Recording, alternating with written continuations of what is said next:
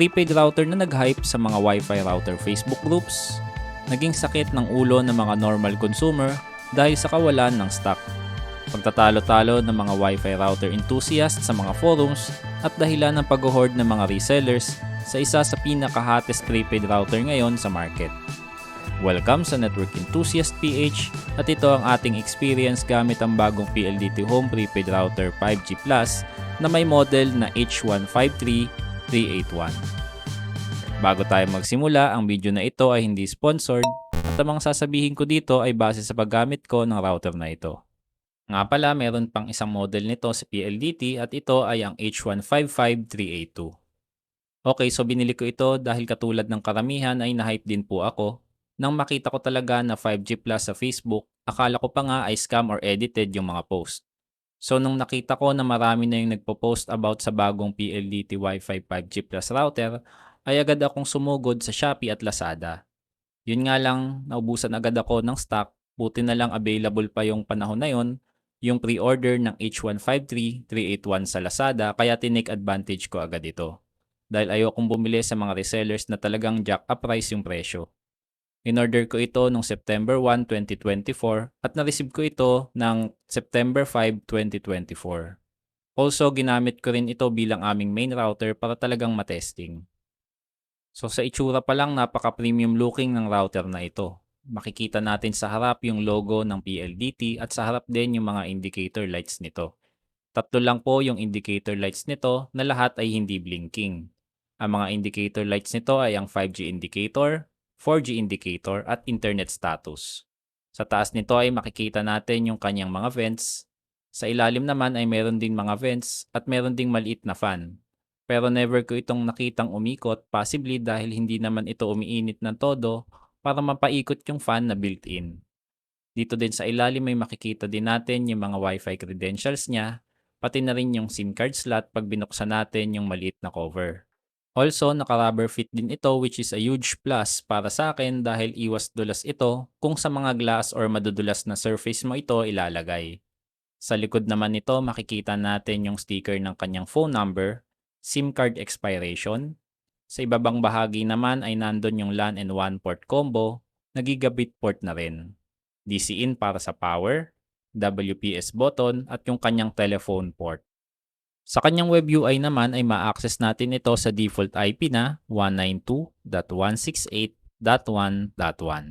Once nakalagi na kayo at kung nakagamit na kayo ng 5G router ni dito, ay medyo kamukha ng web UI nito ang router na ito. Aside from sa mga branding ni PLDT. Dahil na rin yung manufacturer ng device ng 5G router na ito at ng 5G prepaid router ni dito ay parehong si Zowie. Sa web UI din makikita natin yung simple diagram ng inyong network status. May feature din ito na pagsamahin yung dalawang Wi-Fi bands. Pwede ka rin mag-band selection dito, kaso magde-developer option ka pa. Para naman sa gagamit ng third-party routers, meron din itong bridge mode. And yes, meron din itong basic router functions katulad ng firewall, IP filter, at IP and MAC address binding. Pagdating sa specs ay okay sa akin ang pagkakaroon nito ng gigabit port. According kay Smart hanggang 15 devices lang ang kaya nito.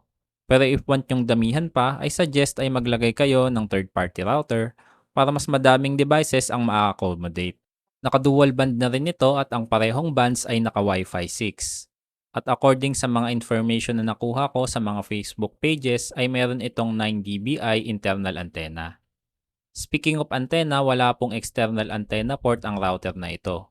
So yung ginagawa ng iba ay nagpapamodify para malagyan ito ng antenna port.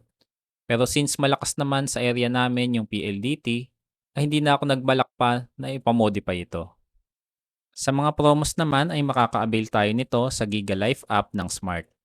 Bukod sa unlimited offer ni Smart, yung ibang offer nila ay hindi na appealing sa akin. Dahil na rin sa bukod na mahal na ito, ay most ng mga promos ay 7 days expiry lang. So pagdating sa unlimited offers, ito po ang current promos nila as of recording of this video. Sa iba pang offers, ito ang mga sumusunod.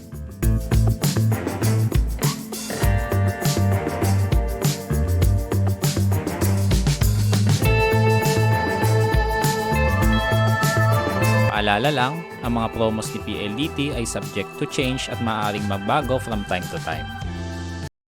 Pagdating sa performance ay halimaw talaga ang router na ito. Sa aking experience ay nakaranas ako ng 190 Mbps up to almost 300 Mbps. At ito yung sample ng speed test na ginawa ko through wired connection. At ito naman yung kanyang speed test result sa wireless through combined Wi-Fi bands. Pero syempre, depende yan sa oras kung kailan ko ginawa yung speed test at kung saan ko nilagay ang router na ito. Iniisip ko tuloy ano pa kaya ang speed test result nito kung may external antenna pa. Ginamit din namin ito ng walang patayan sa aming tahanan at so far hindi ako nakaranas na mag-restart para ayusin yung internet connection sa router na ito. Pero syempre yung performance nito ay maaaring iba sa inyong makuha dahil na rin sa layo nyo sa tower, construction ng inyong tahanan, interference at iba pa. Pagdating sa mga cons, unahin ko na yung kawalan ng external antenna ports. Kasi sobrang ganda ng potential ng router na ito and alam naman natin na napakalaking boost ang kayang ibigay ng mga MIMO or LTE antennas sa performance ng router na ito. May mga time din na nadidisconnect ako pero agad-agad din namang bumabalik kaya no need na i-restart. Katulad ng mga sinabi ko kanina, yung promos ni Smart ay napaka-less appealing talaga at alam naman nating lahat kung gusto mong gamitin as main source ng internet connection ang router na ito, ay unlimited offers ang talagang bibilhin nyo. Yung unlimited offers din ni Smart like yung 90 days unlimited offer ay pahirapan pang hanapin sa kanilang app. Or minsan wala pa.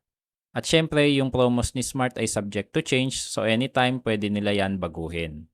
Ayoko din yung isa lang yung LAN ports nito kung gusto mong gumamit ng more than one na wired devices.